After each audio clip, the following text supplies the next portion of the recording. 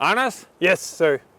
This is resource rows. Yes. What if we could build a new building out of old buildings that we harvested around Denmark and collected them, moved them in, and would build with them here? I would love to hear that call. Did you record that call? Okay. Let's try and reconstruct that call. Okay. Yes, hello. Could you let me cut your building into pieces with a mechanical saw? Are you one of those elitists that is trying to take over society and make every fucking thing elitist, and then you come here and trying to cut up my building, you elitist, the architect that only, I make America great again. Bye. Did you hang up? Yeah. What do you say, most sustainable architect in the world? We need this. We need just a little bit of sunshine. But being in the dark for so long. But you're my little bit of sunshine. Oh, you're charming. This is just extra sunshine in my life. Well, fuck this. We need to work. Yes. So let's go to the. Let's go work. We are here from the resources row. So we are here at the. Okay. He said it was a brick. It's a super very big brick. It's a super brick. So. This is where it started. Yes. One of the first test mock-ups, and that's what we always do. So you try and test how this idea could work.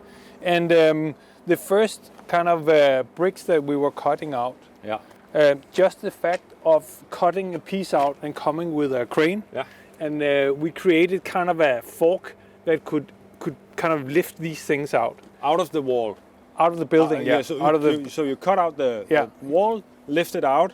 Yes. And then you place them at some point. Yes. How do you secure them when you cut them out? Are they already like stuck together so you don't need to do anything special? No, that's only the bricks that you're lifting out. Okay. So the difficult part, you can say, here you can see at this test we had kind of from a forklifter under here and here. And then it was cut out and then tilted out of the wall. Yeah. And first there's these steel rods that you use for bricks that you have to cut out in the gap between this and the back wall. Ah, so you need also to cut on the back side. Yeah, you have to in between. How do you do that? So you lift it out a little bit? You start from the top, so you can say you almost lift off the roof. And then you go from the top and start to cut these small steel rods, kind of like this. These a little bit. Yeah. I don't know where this is from. But then you go from the top and then cut them off. Okay. And then it's actually loose. Like on the inside on the inside. Yeah. And then you start cutting the wall out, this piece. Yeah. Then you have something that can take the weight and lift it out, and you tilt it.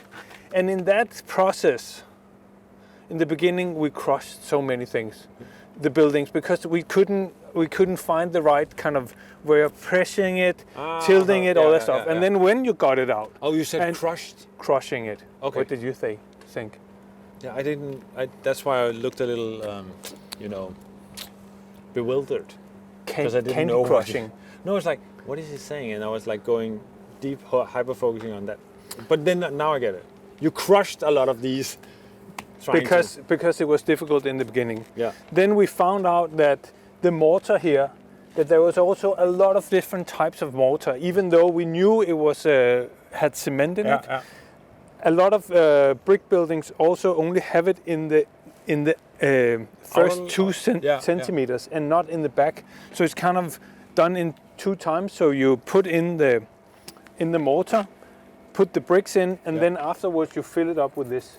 And sometimes it's only the outside that is super hard, which means that the brick actually breaks. So what is on the inside? Is it like it's a more traditional mortar. So we had to find the right type of buildings where everything was concrete. Yeah. And that was quite easy. But still, there's quite a lot of those buildings. Yeah, everything from 65 to today, and what we're doing today is also like that. And this is the one that you ended up. What is this? This is then a prototype for the.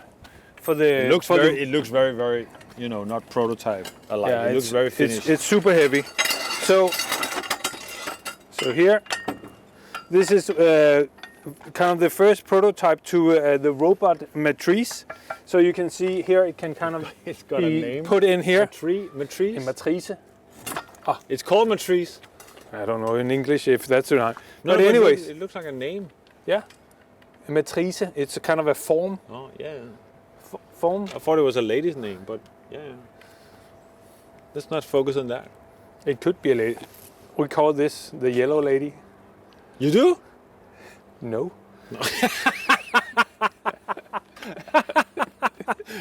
No. And then we have the corroded old guy here. Is that also a prototype? Yeah. So it's a way of kind of setting this. Oh. This one is lifted up and put on the wall. Yeah. And then you drill holes in it. Yeah. Which means that when you then cut on the outside, you have something to lift it out with as well. So these are kind of tools that we make to figure out how we can disassemble a building totally. Yeah. And where we are today is that we've built, as we said, this robot.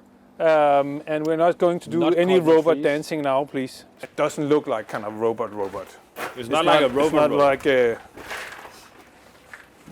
that kind of cutting. Stop. Sorry? No dancing robot. No, playing no, robot. No, I wouldn't do that. But continue. So the building is then kind of cut out by this robot, and that makes the whole process a lot more efficient. And we're going to show a small clip of that as well. So that's where we are today, making this even more efficient. But what we've learned and where this is starting to scaling is that we're not only cutting bricks out, we are cutting concrete slabs, concrete walls, different types of hard surfaces that we can, it can be stone or different things that we now know that we can actually cut out and use. But Anders, so is this the method? This one is that the method that we are seeing in the resources row with a cement bag? Yeah, unfortunately yes. For this to be possible, you can also, there's one there as well. That's one of the first prototypes that we did. Yeah. Where we have very little concrete casted on the back side. So, and this one has been flipped around and standing up, and it's still kind of put together. Yeah. And so what we hoped to do was just to cut out a square meter and then just put them on top of each other like with a normal brick. And only use mortar there. Yeah. Unfortunately, for a big building like the resource rows, we had a contractor who said, absolutely no, I want to build the way I normally do. By putting concrete behind it and making a concrete element, so they lift the whole element with insulation, everything and it's structural. And as I said with the row houses, we just had a little bit of maybe turf. You can little bit of concrete, but more than here. I think it's like 8.5 centimeters. That stabilizes that whole brick element. You look like a sailor captain. No, I look like a hunter who's slaying down an old building. Okay. And this is my trophy. It has nothing to do with the conversation. But this was what you intended to do, and this was what you were forced to do. But still, we were forced. But still, I mean, we took 500 tons of waste material that would have been crushed and put in the ground, or something like that.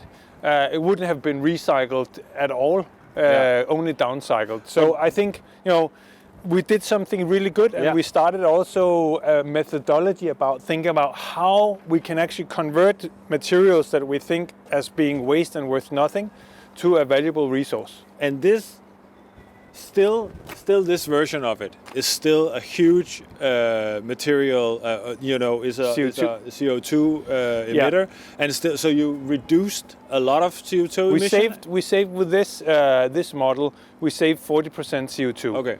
And what would this save? And with this one, we are saving the latest model that we are showing now with Hemcrete and behind it.